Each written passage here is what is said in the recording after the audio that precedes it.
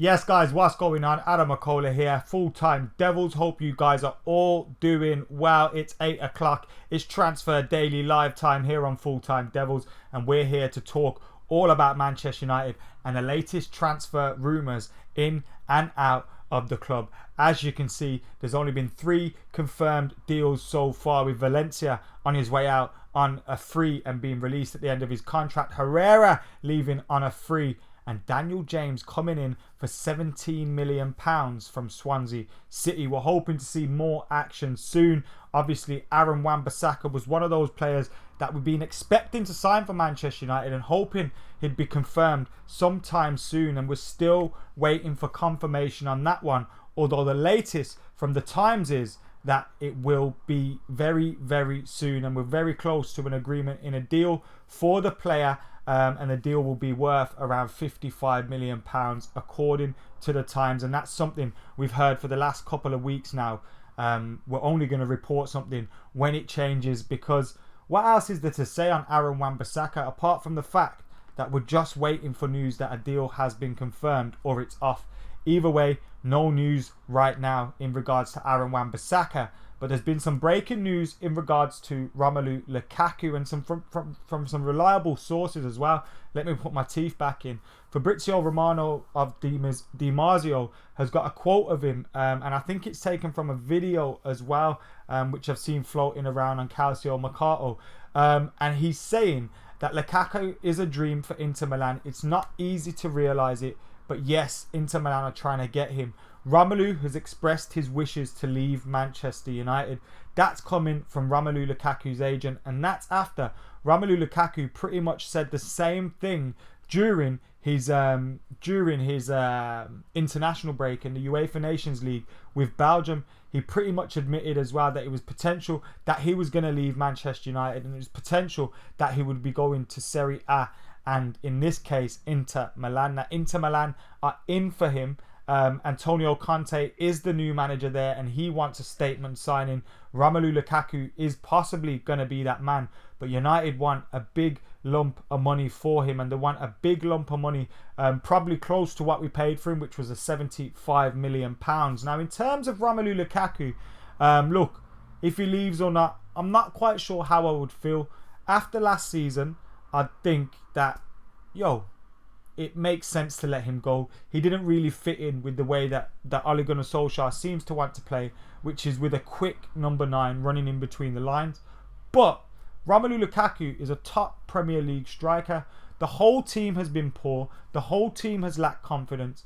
And I still believe there's a goal scorer in there. There's a reason United signed him. He's got a decent return rate in terms of goals anyway. It's just been some of his performances have been awful. And I've said that myself in many a review outside many a stadium this season. But with that being said, do we let him go, cash in, and use that money to invest elsewhere? We've got 2 potential talents that could play in that number 9 position. But neither of them, and I'm talking about obviously Rashford and Martial, but of course then you've got Greenwood coming through too, so that's 3. But none of those are proven goal scorers like Romelu Lukaku. Yes, they've shown they've got the ability to score, but none of them are proven goal scorers. And I think Romelu Lukaku is that. It's very difficult for United to be able to get here. This, it's just weird. I don't know, man. I really wanted Romelu. I remember saying on BBC Sport like 2 years before he came to United that I want this guy to stay at United. To sign for United, and he has, and it just hasn't gone to plan, unfortunately. And maybe it's time to get that sorted. What the hell is Manu Pasta saying? He's saying what?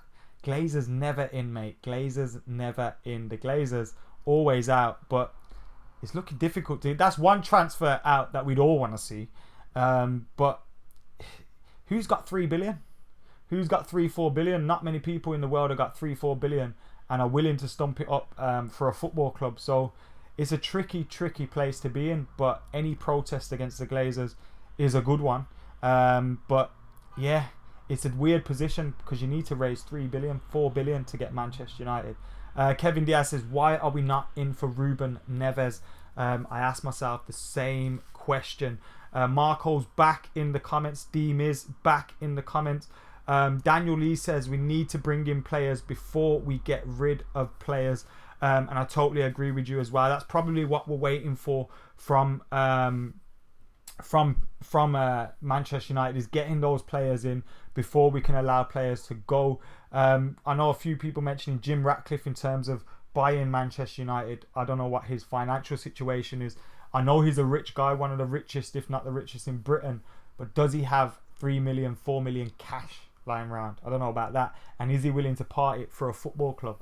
That's another question, because football clubs, you know, if you're buying 3-4 billion, you're gonna have to be a long-term investment to get your money back on that one, regardless of whether you're a fan or not. Goodbye Lukaku with the crying emoji, says Boy Dilla. Yes, mate. It's a weird one. I wouldn't be crying to see him leave, but I wouldn't be happy about it either. Glazers are not the problem, says Imran. Come on, mate. They've been a problem even when Fergie was here, and that's I moaned about that when I've moaned about it a lot, to be honest, but I remember moaning about it in a review which did quite a bit of numbers, if I remember correctly, which was me basically saying, you know, even during Fergie's time, they failed to invest. Yes, in recent years they've kind of chucked money at everything, but chucking money at things isn't going to solve everything. They haven't invested correctly. They haven't, you know, invested in their investment to get the best out of it. They've kind of just kept it afloat, which is bullshit, because we're now seeing a problem in terms of what we're seeing on the football pitch. Yes, when we had Fergie and his genius ways and his ability to get something out of nothing, you could cover it up quite easy, and that's why a lot of the protests died down, because we were still successful. Now with 6 years as a lack of success, is no doubt then that those voices are going to rise up again, and maybe people that didn't realise, because I remember when I used to complain about the Glazers, people used to say to me exactly what you just said. Oh, they're not a problem.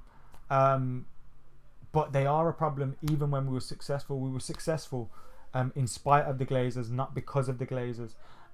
Yes, we spend money, but spending money for, you know, how are we spending that money? And we only spent money recently in recent years. When we let go of Cristiano Ronaldo, who did we replace him with? Valencia, Obertan, Owen, taking the piss. We should have been reinvesting all of that money into our football team.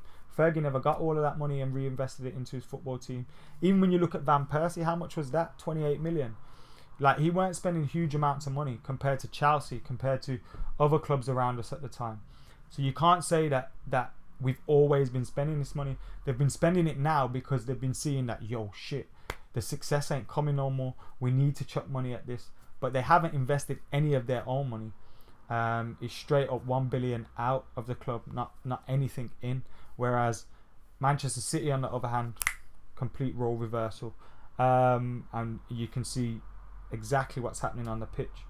United may get lucky. You may stumble upon a manager that can work miracles or whatever.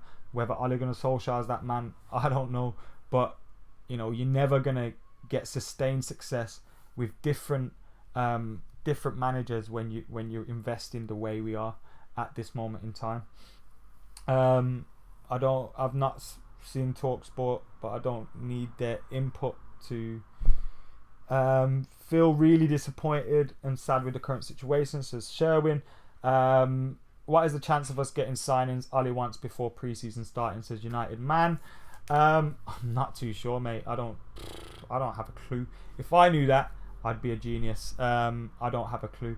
I'm hoping we can get Wan-Bissaka sorted this week, and then maybe if another signing closely follows that one, then you've got 3 done, hopefully in 3 key positions, and you can focus on getting 1-2 more before the window's wrapped up. But that's in an ideal world.